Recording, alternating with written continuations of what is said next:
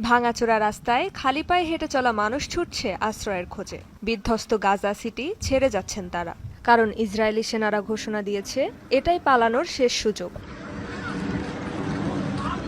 প্রায় 2 বছর ধরে হামলার শিকার হয়েও গাজা উপত্যকার উত্তরের গাজা সিটিতে মাটি আঁকড়ে পড়েছিলেন অনেক ফিলিস্তিনি।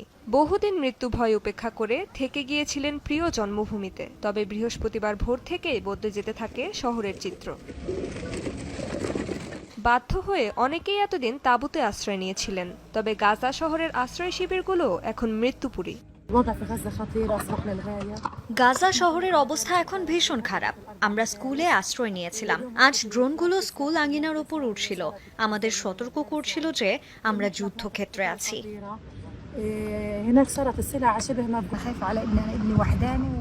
আমরা পায়ে হেঁটেই এসেছি, কোনো যানবাহন পাইনি, আর যাতায়াতের খরচ দেওয়ার মতো টাকাও নেই, তাই হেঁটেই চলেছি। জানি না কোথায় যাচ্ছি। মৃত্যুর হাত থেকে পালাচ্ছি আমরা, কারণ সেখানে প্রচণ্ড গোলাবর্ষণ হচ্ছিল।